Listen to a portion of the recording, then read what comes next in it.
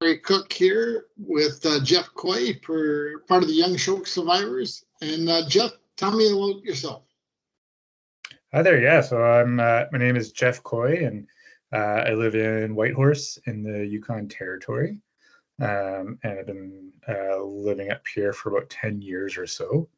Uh, I'm a teacher at a elementary school, which keeps me pretty busy. And yeah, just like a lot of people up in Whitehorse, I really love the outdoors and do a lot of outdoor activities, and really enjoy kind of living in what we call the wilderness city, and all the great things that comes with that.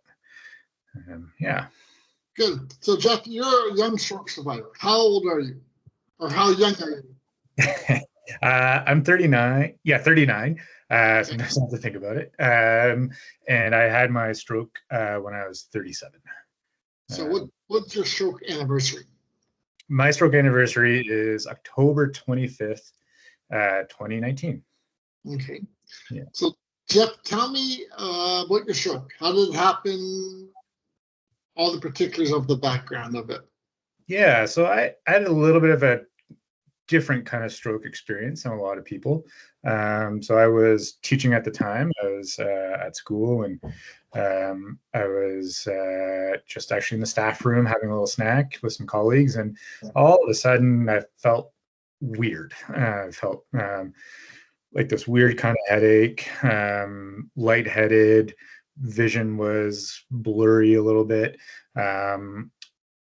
But yeah, so I felt like that, and I kind of walked to my office. I thought I was just having a weird headache, maybe dehydrated. So I started to drink a lot of water, and that's what I thought of it. And I wasn't slurring my speech. I wasn't affected on one side versus the other. So a lot of those classic signs I wasn't exhibiting. But the one thing that I did find out, or I did discover during this headache, is that my speech was affected, and words certainly. So I remember I couldn't think of the word seven, and I couldn't think of a colleague's last name. And that was my clue that something was kind of weird. And I was trying to think of the word seven, and I couldn't think of it. And I had to kind of trick myself to figure out what it was. And yeah, and so I called my partner and said, "Hey, like I kind of have this weird headache. Can you make a doctor's appointment for me?" And she did. And funny enough, when she talked to the receptionist, that she called me back and hey, they think you're having a stroke. And it was pretty dismissive. I was like, "No, I'm like, what are you talking about? I'm not having one of those things." Because a lot of people, I thought that's what, that's in 40 years. That's a problem for later. And young people don't do that. And I was pretty active and pretty healthy. So I dismissed it and just thought it was a weird headache, and kind of continued on through my day. That weird sensation lasted for about 90 minutes to 2 hours. And then it kind of stopped, and I was like, great, the headache over. And felt really tired and went to bed probably like 6 p.m. that day. And that was on a Friday, and had my doctor's appointment either the Monday or the Tuesday following. And they initially thought it was like a type of migraine. And we were able to get a CT scan just to be careful and just to be aware. And the next day or two, a day or two later, I had the CT scan, and that's what showed that something happened, that I had the stroke event. I want to come back to why couldn't you remember the number seven? I mean, that's a good question. So the stroke was in my cerebellum, so not the classic kind of area that would exhibit symptoms like that. But same with my colleague's name. I knew that those words existed in the English language. I just had no idea what they were. And I eventually found out the word for seven by counting up from one really quickly to try to trick my brain into really? sort of like muscle memory kind of idea, and it took like a couple minutes of trying until like I was able to like 1, 2, 3, 4, 5, 6, 7, and I was able to do that, and I kind of tricked myself that way. And I never really was able to recall the name of my colleague until the kind of event passed. But yeah, so it was weird. Yeah. So what were you thinking when you're going through this and then you heard the word stroke? Yeah, so I mean, when I was going through the event, I just as I said, I thought it was this weird headache, and I was like dehydrated or low sugar level, low blood pressure. So I thought it was like something like that. So I didn't think too much of it. I knew it was weird, but that's what I thought. And then even when I was getting my CT scans and the doctor's appointments, I just thought it was like this weird migraine thing, or something, this low level chronic thing maybe I have to deal with now, but I never thought it was anything too big. And then when I went in for my follow-up appointment with my doctor after the CT, and they told me they found something, that's a very defining moment. I don't remember much of that appointment, but I remember when they told me they found something. They didn't use the word stroke. They said a suspected ischemic infarction, which I didn't actually know that was a stroke at the time. Yeah.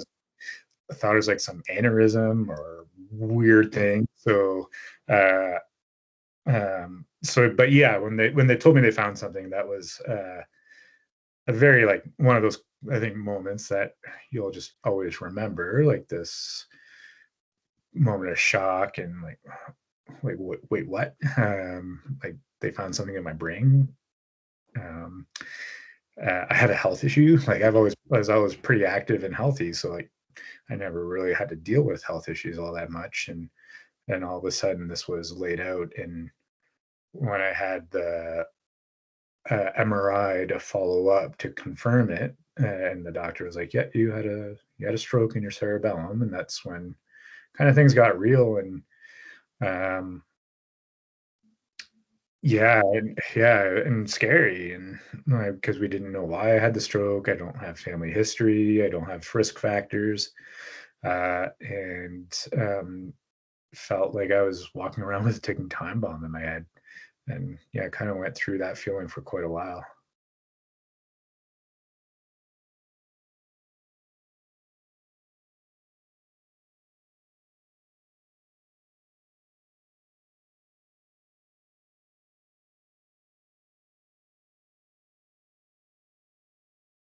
Also, I think unfortunately is one of those, a random piece of plaque or cholesterol was in the wrong place at the right time and just kind of lodged itself up there, and kind of a low odd freak incident that seems to be the explanation. We kind of aren't really investigating anymore as to possible reasons, and now just focusing on recovery. But yeah, so I think it's just unfortunately just the odds were with me with that one. So yeah. How was your medical care?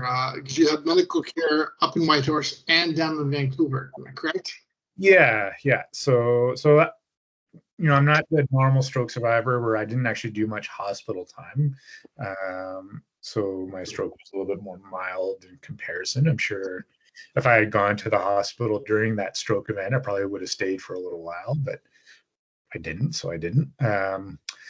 But in Whitehorse, it's this thing, we either have like amazing medical care or slower medical care. It's kind of like on either side of the spectrum. And most of the specialists that you'd see as a stroke survivor aren't up here. They don't live up here. Like my neurologist, my internalist, my physiatrist, they're all Vancouver based and have practices and work in hospitals down there. And then they come up it varies, but every 2, 3, 4 months, they come up for a week-long stint.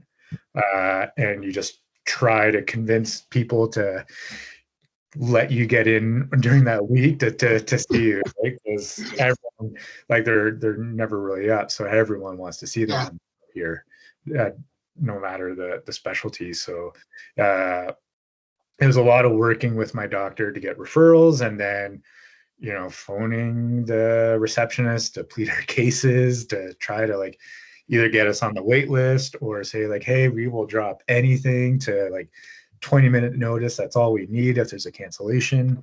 And I was lucky enough to be in a privileged enough situation to be able to do that. But like the doctors that I do see are phenomenal. I think they come up to Whitehorse because they're experts in their field and they're sought after. So my neurologist is amazing. Same with like all my doctors have just been spectacular. And even my MRI, my CT scans, I can get in within like with no time. Like I'm under strict orders if I feel a certain kind of feeling to go to the ER, and whenever I do, I have a CT scan within 20-30 minutes. So it's pretty amazing that way. That being said, sometimes you have to wait a little longer. So we don't have much in the way of speech language, so that's been harder to access. Same with neuropsychology. I haven't really been able to access that. And for certain kinds of testing, of course, I have to go down to Vancouver, which during normal times wasn't too big of a deal. But again, during the whole COVID situation has made that quite a bit harder to navigate and to access and to do those tests or to get those treatments down there. Where did you go for in Vancouver? Geoff Strong, Vancouver General, St. Paul? I went to Lionsgate Hospital. Okay. Yeah, because my internalist, who was spearheading the investigation efforts, he's in North Van, and so I think that's the hospital he has the most access to relationship with. So that's the hospitals I was going down for those testing. Yeah. Okay. So you're coming down from Whitehorse down to North Van, the hospital. How did you felt you were treated good? Did you were happy with the treatment and happy with the appointment down in Vancouver? Yeah. My time was always great. I think, I wouldn't say we're treated differently, but we're like, I think being a Yukon resident, you're a bit of a novelty in almost any situation. People are intrigued when you say you're from the Yukon. So you get a little bit of attention because of that. Or more conversation, or like the healthcare professionals are just a little bit more, oh, what's your story?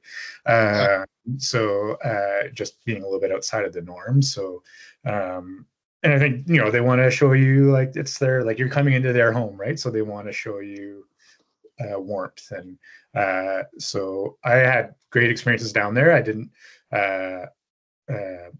again, I was just going in for testing and pieces like that. So the interactions I had were always a little bit more brief, but yeah, always pretty great. And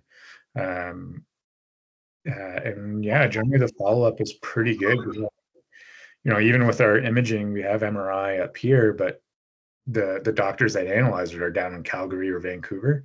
So you get your images done and they send the stuff downward. And I don't know if it's my experience or not, but like it always tends to be so fast. But I don't know if it's because like you're a Yukoner and they just want to clear the plate of us or something. Yeah.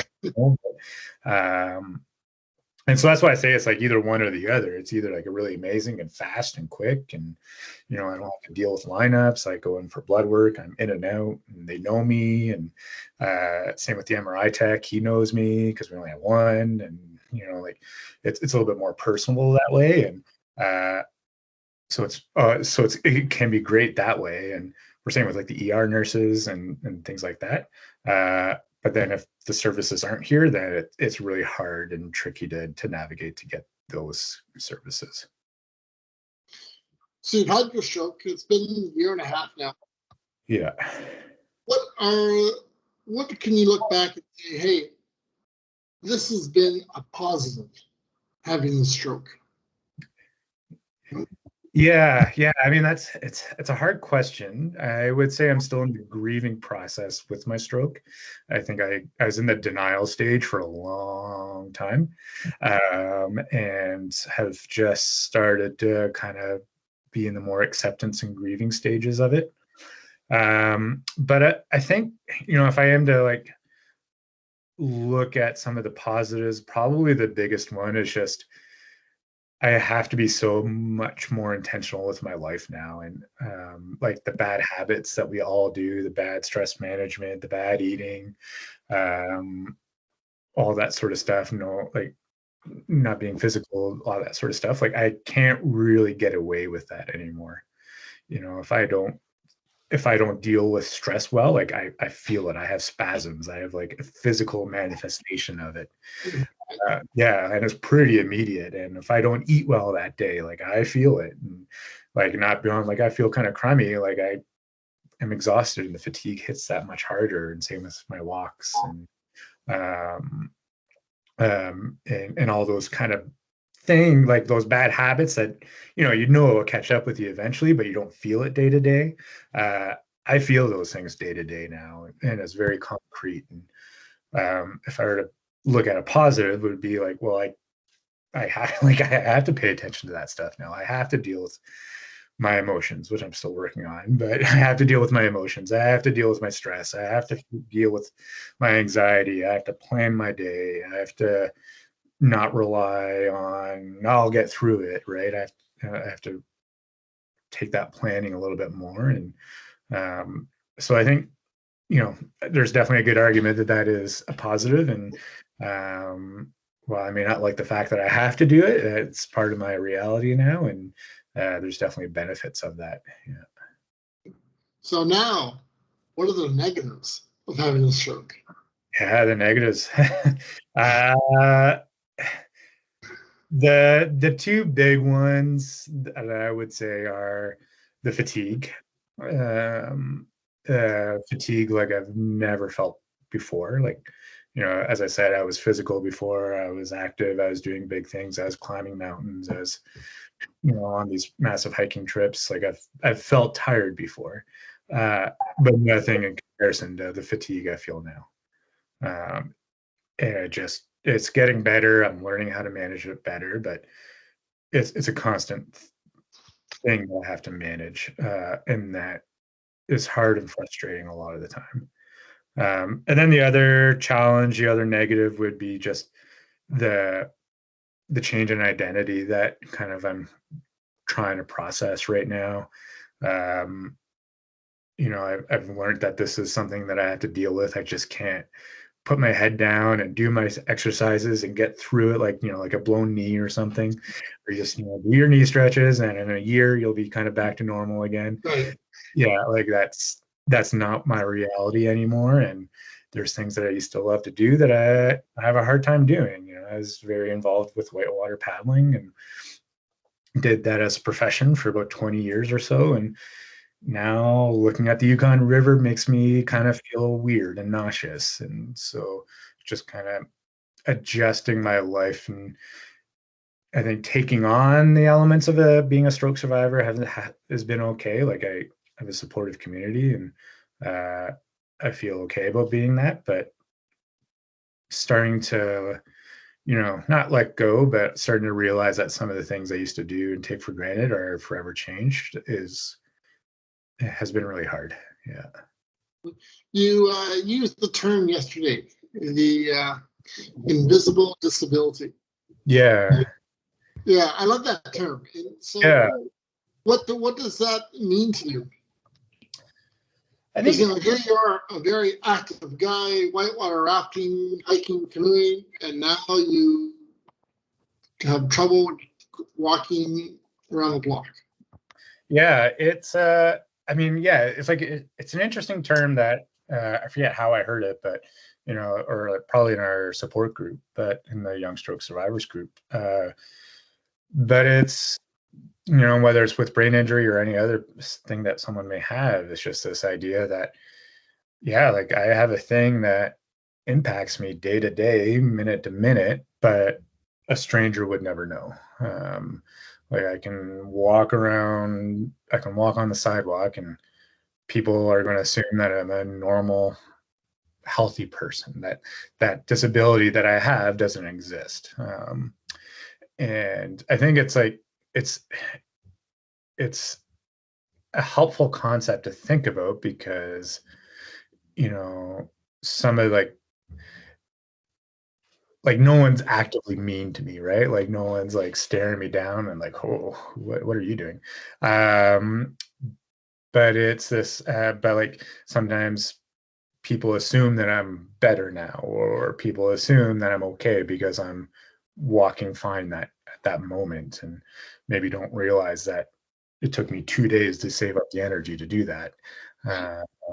And yeah, and that's okay, but that's my reality. And um, so yeah, so that invisible disability is just, yeah, like I have something that impacts me that people aren't really, like strangers aren't going to know about, or sometimes it's very visible and like my aphasia kicks in, or I have to use my poles, and people see it, and sometimes people don't see it, um, and that's okay, um, because that's like it's my reality, not theirs. Who else was affected by your stroke? Yeah, I mean, my partner is definitely probably the most affected. Otherwise, so she's been amazing. When I was kind of in my lowest moments in my recovery, like no energy, fatigue, just hitting me like a hammer, like executive functioning not existent.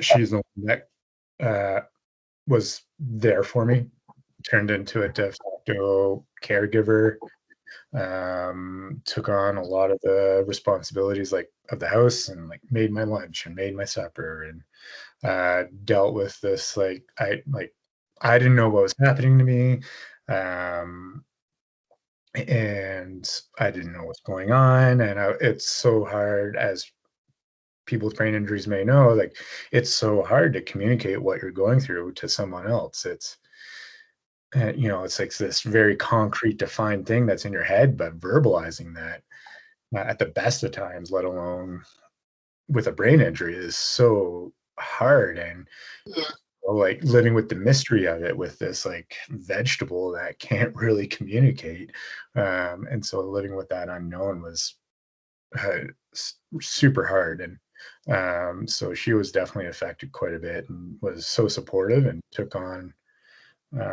so much, and yeah, but yeah, like it affected her life quite a bit.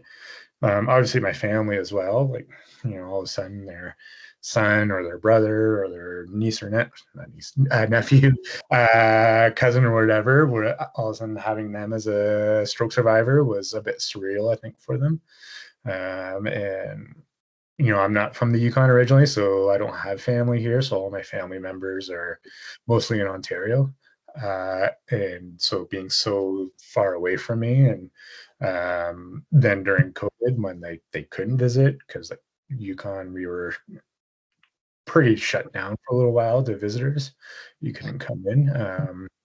So that I think it made it so much harder for them. They couldn't see me day to day. They couldn't see the progress, and um, that, and then yeah, and then friends and colleagues here in Whitehorse too, and I think again my social circle, it's pretty active, so we're generally pretty healthy people, but like definitely some head injuries, some concussions in the crowd, so I think people are used to kind of like being supportive to friends with yeah. some things, but I think this is a bit of a little bit more permanent, and uh, so yeah, so I think it's affected that as well, but again, super supportive, so it's been amazing.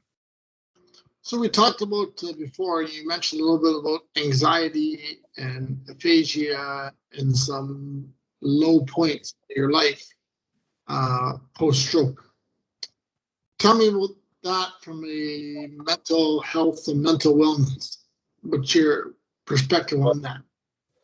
Well, I think I plateaued a little bit in my recovery for a little while. Like I've made some good progress, and then I was plateauing, and mental health was still definitely a thing I was struggling with at that time, and like the anxiety, the depression, the frustration that I think a lot of us go through, and questioning and everything, and those lower moments. Still going through that. And once I started to take my mental health a little bit seriously, or I was always taking it seriously, but when I paid even more attention to it, that's when that's how I got through that plateau, and seeing some more mental health professionals, and not ignoring my physical effects. I think my stroke has affected me more cognitively than physically.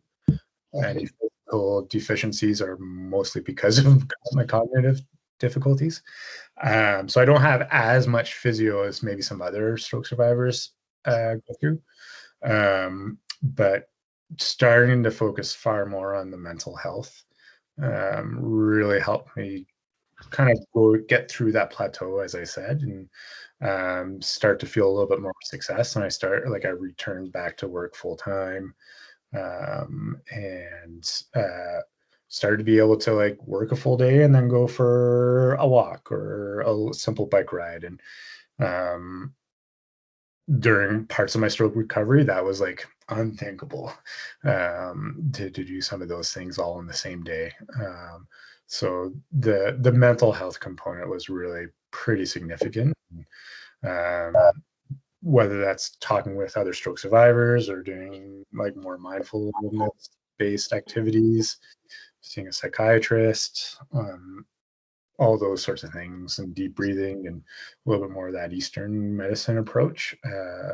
Combining that with Western medicine has been a good combination for me. Okay. Has there been any holes or deficiencies in your stroke recovery that were things you ignored and you thought, shit, I should have put more work into that? Or there's things that I wish I would have had that I missed out? Yeah. So my stroke's a little bit atypical as well, is that, I was felt relatively okay for the first 6, 7 months after my stroke event. So I didn't actually see OT or physio or really anything, neurologist, for the first 6 or 7 months. And that's because I think I was able to consciously compensate for my cognitive deficiencies.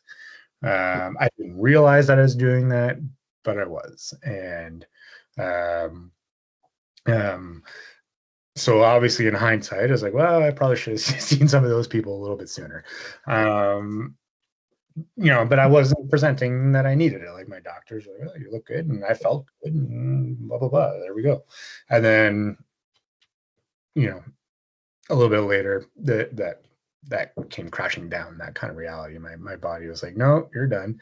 And then the deficiencies came out, and that's what I'm still dealing with. But so yeah, so that's probably the big hole, the after stroke care, that I didn't pursue and wasn't pursued for me, and I wasn't recommended to do anything.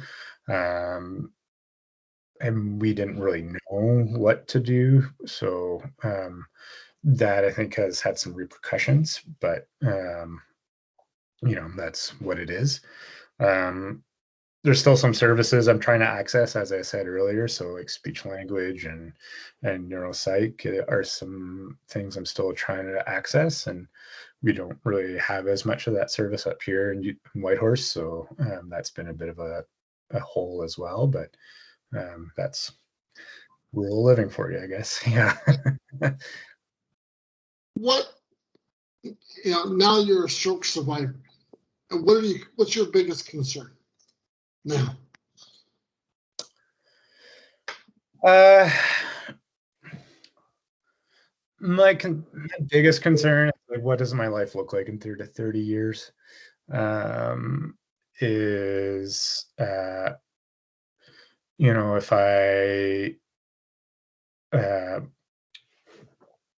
if I don't take care of this properly, what's going to happen? Am I still going to be able to be independent when I'm 60 or 70 and retire and all that stuff? So, because I can deal with it okay in the time, like day to day, like, some days are better and some days are terrible, but, I'm able to keep it together and live a life to live. It's definitely been affected and changed quite a bit, but overall, I think I'm still living essentially how I want to? And will I like what does the future hold? And that biggest unknown. Because like we don't know what caused my stroke, right? So I don't know if it's a freak accident or if there's some weird thing that's going to pop up again, and that kind of mystery, and also just the mystery of like brain injury recovery is you don't know where that finish line is, and you don't know where the finish line of your recovery, what it looks like. I may have already crossed it, or maybe I can get better and better, and the finish line is in a year or 2 years, or so. Like not knowing what does like I don't want to say the end, but like that finish line of recovery, like what that looks like, or when I even get there, is hard. Okay. So what advice could you give to somebody who is a stroke survivor? They're in the stroke, they're in day 5 or 3 months or whatever. What advice could you give to them? Yeah, I mean, the mental health component really like that's as big. I'm a believer that that's as big and important of a component as like the physio and all those other things, and like doing those hand exercises to get your mobility back, like doing mental health exercises, and that's a big piece of advice. I think, you know, advocating for yourself with doctors is always great, and I think for a lot of stroke survivors, well, I'm going to say for me, like processing information is hard. So I always brought my partner with me, and that was also very helpful so that um, she could make sure the right questions were asked, or if they gave me a piece of information that I was trying to figure out what that meant, she already knew what that meant and could take notes and really take more advantage of the doctor's time. So that was also very helpful. But yeah, but yeah, like finding other survivors. I think being part of a group like the Young Stroke Survivors group has been a pretty big game changer for me, just to know you're not alone and that there's other people, and it's far more common than what you think. And whatever reason caused your stroke, that there's still a community here that understands and kind of knows what you're going through. So finding people that you can identify that way with is also, for me, pretty important. Okay, good. Geoff, thank you for your time. I'll stop the recording now. And thanks for joining us today. Have a good Yeah. day. Yeah. Thanks, Barry. Thanks. It was good.